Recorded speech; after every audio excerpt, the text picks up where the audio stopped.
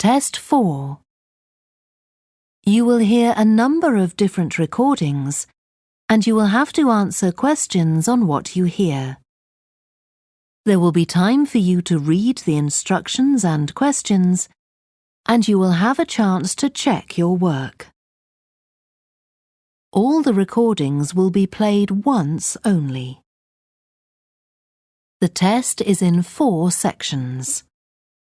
At the end of the test, you will be given 10 minutes to transfer your answers to an answer sheet.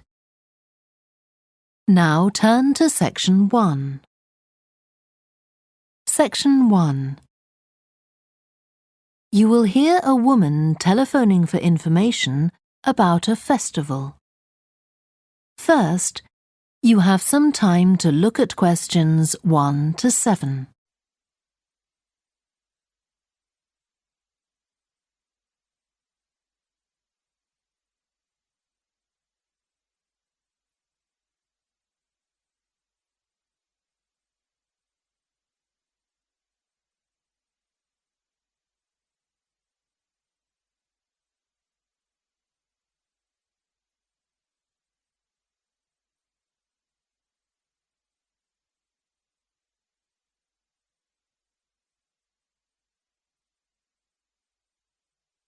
You will see that there is an example that has been done for you.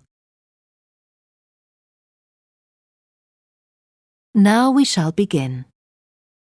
You should answer the questions as you listen because you will not hear the recording a second time. Listen carefully and answer questions 1 to 7. Good morning, Stretton Festival box office. How can I help you? Oh, hello. My family and I are on holiday in the area and we've seen some posters about the festival this week. Could you tell me about some of the events, please? Of course. First of all, are there still tickets available for the jazz band on Saturday? There are, but only £15. The £12 seats have all been sold. OK, and the venue is the school, isn't it? Yes, that's right. The secondary school. Make sure you don't go to the primary school by mistake. And there's an additional performer who isn't mentioned on the posters. Carolyn Hart is going to play with the band. Oh, I think I've heard her on the radio. Doesn't she play the oboe or flute or something? Yes, the flute. She usually plays with symphony orchestras, and apparently this is her first time with a jazz band. Well, I'd certainly like to hear her. Then the next thing I want to ask about is the duck races. I saw a poster beside a river. What are they exactly? Well, you buy a yellow plastic duck, or as many as you like. They're £1 each. And you write your name on each one. There'll be several races, depending on the number of ducks taking part. And John Stevens, a champion swimmer who lives locally, is going to start the races. All the ducks will be launched into the river at the back of the cinema. Then they'll float along the river for 500 metres, as far as the railway bridge. And are there any prizes? Yes. The first duck in each race to arrive at the finishing line wins its owner free tickets for the concert on the last night of the festival. You said you can buy a duck. I'm sure my children will both want one. They're on sale at a stall in the market. You can't miss it. It's got an enormous sign showing a couple of ducks. OK, I'll go there this afternoon. I remember walking past there yesterday. Now, could you tell me something about the flower show, please? Well, admission is free and the show is being held in Bythwaite Hall. Sorry, how do you spell that? Bythwaite.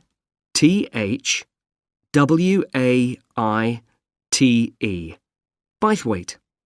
Is it easy to find? I'm not very familiar with the town yet. Oh, you won't have any problem. It's right in the centre of Stretton. It's the only old building in the town, so it's easy to recognise. I know it.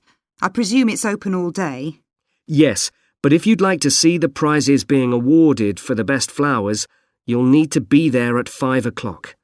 The prizes are being given by a famous actor, Kevin Shapless. He lives nearby and gets involved in a lot of community events. Gosh, I've seen him on TV. I'll definitely go to the prize giving. Right. Before you hear the rest of the conversation, you have some time to look at questions 8 to 10.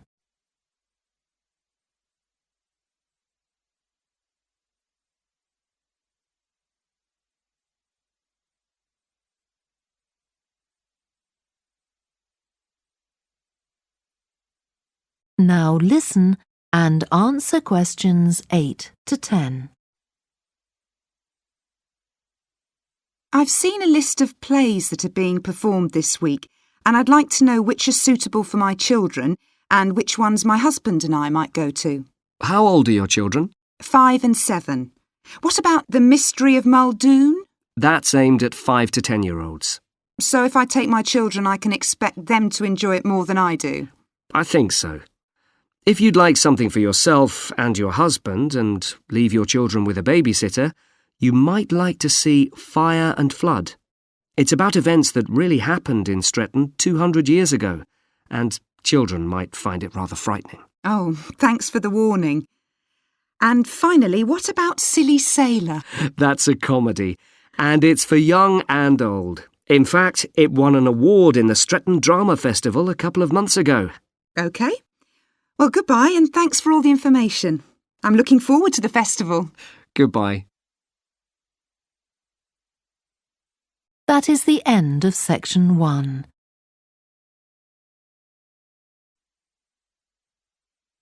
Section 2. You will hear a guide at an art museum talking to a group of visitors. First, you have some time to look at questions 11 to 16.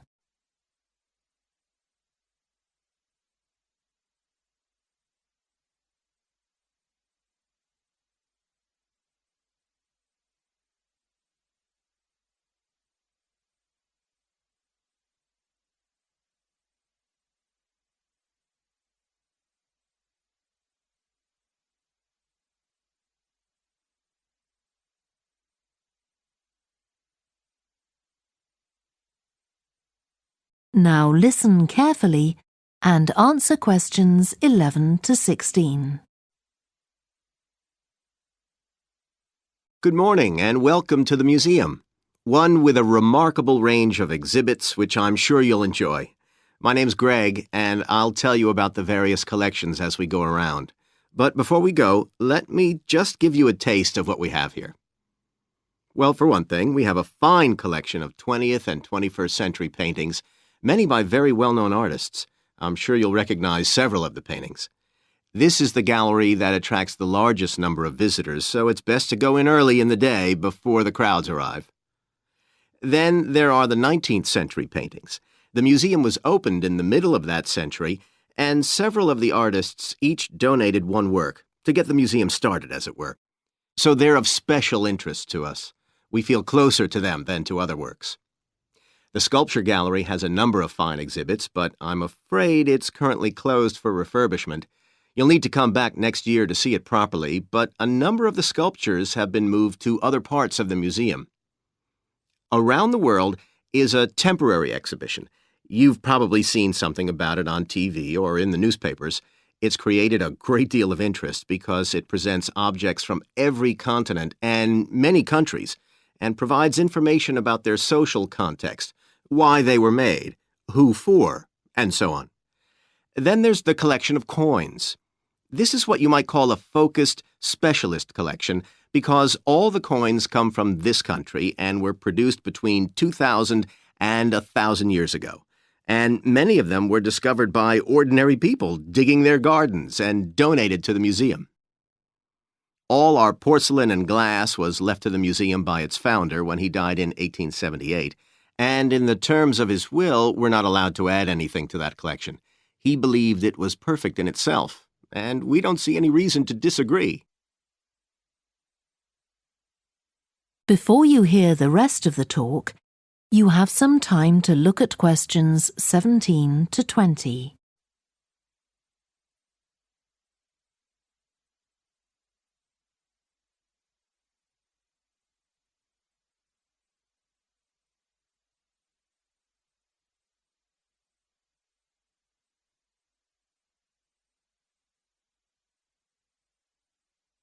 Now listen and answer questions 17 to 20.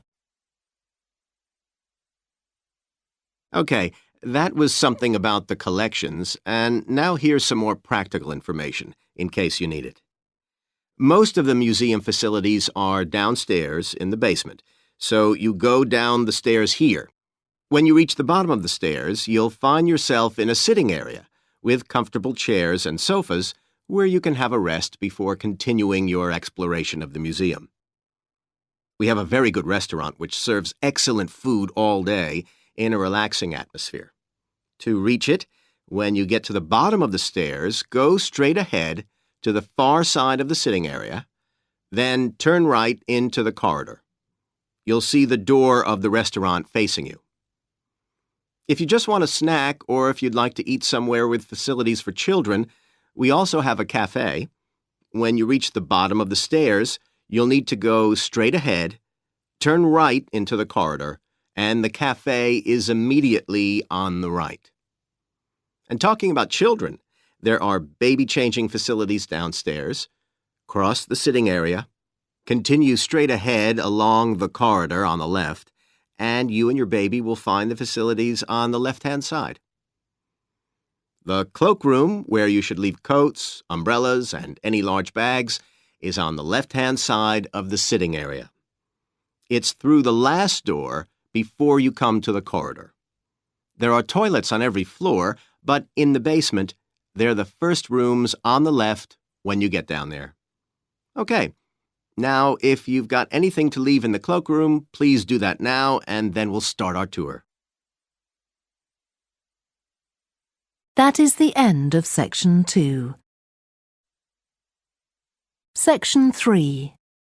You will hear a student called Joanna talking to her new supervisor about some research she has done on psychology and music. First, you have some time to look at questions 21 to 26.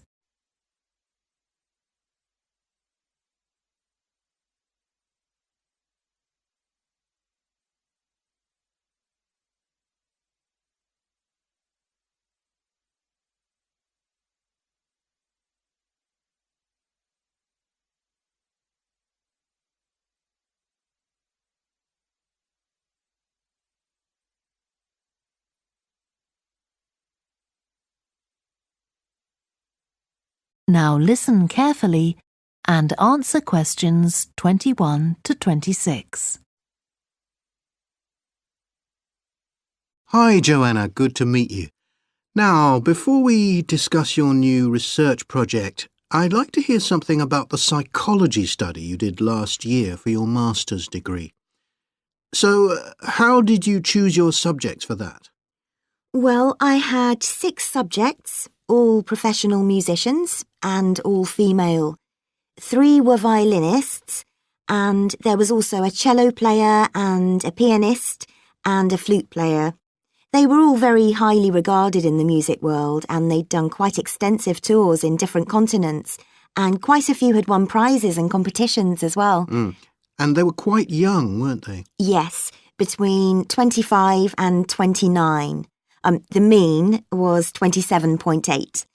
I wasn't specifically looking for artists who'd produced recordings, but this is something that's just taken for granted these days, and they all had. Right.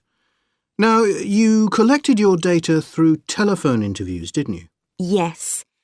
I realised if I was going to interview leading musicians, it'd only be possible over the phone because they're so busy. I recorded them using a telephone recording adapter. I'd been worried about the quality, but it worked out all right. I managed at least a 30-minute interview with each subject, sometimes longer. Did doing it on the phone make it more stressful? I'd thought it might. It was all quite informal, though, and in fact they seemed very keen to talk. And I don't think using the phone meant I got less rich data. Rather the opposite, in fact. Interesting. And you were looking at how performers dress for concert performances? That's right. My research investigated the way players see their role as a musician and how this is linked to the type of clothing they decide to wear. But that focus didn't emerge immediately. When I started, I was more interested in trying to investigate the impact of what was worn on those listening, and also whether someone like a violinist might adopt a different style of clothing from, say, someone playing the flute or the trumpet. It's interesting that the choice of dress is up to the individual, isn't it? Yes, you'd expect there to be rules about it in orchestras, but that's quite rare. Before you hear the rest of the discussion, you have some time to look at questions 27 to 30.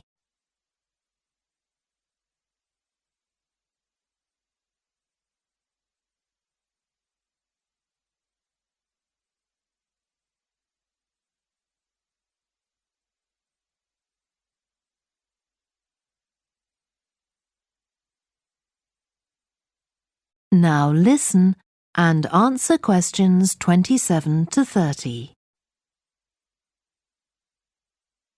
You only had women performers in your study. Was that because male musicians are less worried about fashion? I think a lot of the men are very much influenced by fashion, but in social terms, the choices they have are more limited. They'd really upset audiences if they strayed away from quite narrow boundaries. Now, popular music has quite different expectations. Did you read Mike Frost's article about the dress of women performers in popular music? No. Well, he points out that a lot of female singers and musicians in popular music tend to dress down in performances and wear less feminine clothes, like jeans instead of skirts. And he suggests this is because otherwise they'd just be discounted as trivial. But you could argue they're just wearing what's practical. I mean, a pop music concert is usually a pretty energetic affair. Yes, he doesn't make that point, but I think you're probably right. I was interested by the effect of the audience at a musical performance when it came to the choice of dress. The subjects I interviewed felt this was really important. It's all to do with what we understand by performance as a public event. They believed the audience had certain expectations, and it was up to them as performers to fulfil these expectations, to show a kind of esteem. They weren't afraid of looking as if they'd made an effort to look good. I think in the past, the audience would have had those expectations of one another too, but that's not really the case now. Not in the UK, anyway. No. And I also got interested in what sports scientists are doing too, with regard to clothing. Musicians are quite vulnerable physically, aren't they? Because the movements they carry out are very intensive and repetitive. So I'd imagine some features of sports clothing could safeguard the players from the potentially dangerous effects of this sort of thing. Yes, but musicians don't really consider it. They avoid clothing that obviously restricts their movements, but that's as far as they go. Anyway, coming back to your own research, do you have any idea where you're going from here? I was thinking of doing a study using an audience, including... That is the end of section 3. Section 4. You will hear part of a lecture about a way of reducing the amount of carbon dioxide in the atmosphere. First, you have some time to look at questions 31 to 40.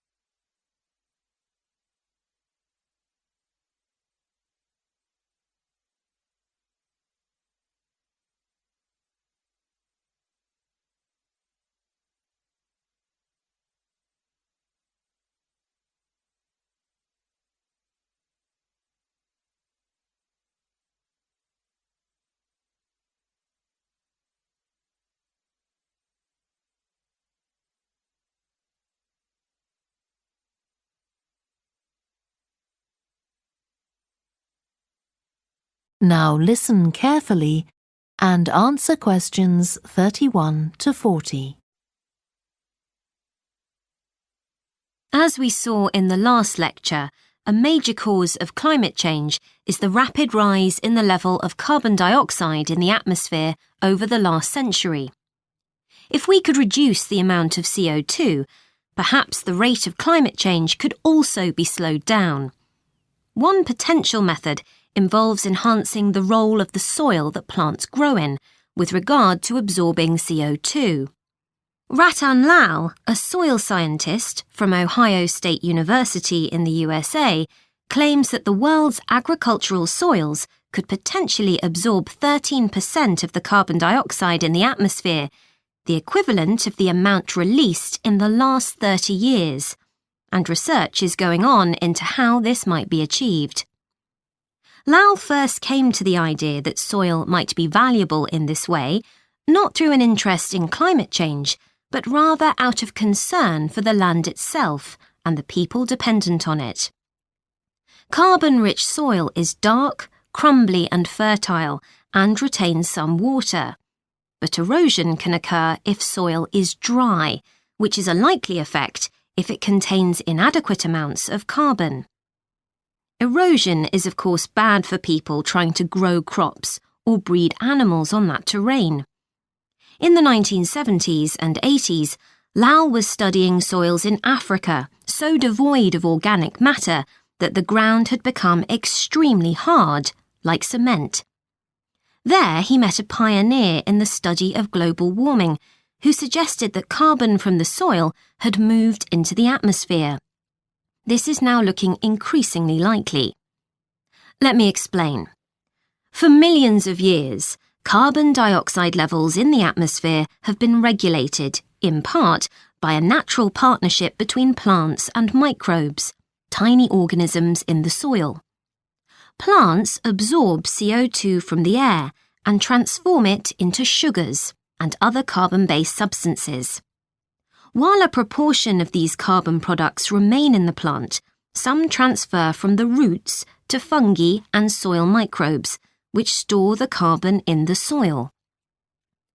The invention of agriculture some 10,000 years ago disrupted these ancient soil-building processes and led to the loss of carbon from the soil. When humans started draining the natural topsoil and ploughing it up for planting, they exposed the buried carbon to oxygen. This created carbon dioxide and released it into the air. And in some places, grazing by domesticated animals has removed all vegetation, releasing carbon into the air. Tons of carbon have been stripped from the world's soils, where it's needed, and pumped into the atmosphere. So, what can be done? Researchers are now coming up with evidence that even modest changes to farming can significantly help to reduce the amount of carbon in the atmosphere. Some growers have already started using an approach known as regenerative agriculture. This aims to boost the fertility of soil and keep it moist through established practices. These include keeping fields planted all year round and increasing the variety of plants being grown. Strategies like these can significantly increase the amount of carbon stored in the soil, so agricultural researchers are now building a case for their use in combating climate change.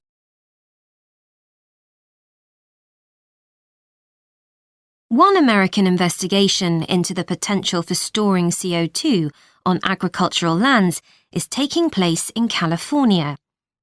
Soil scientist Wendy Silver of the University of California, Berkeley, is conducting a first-of-its-kind study on a large cattle farm in the state.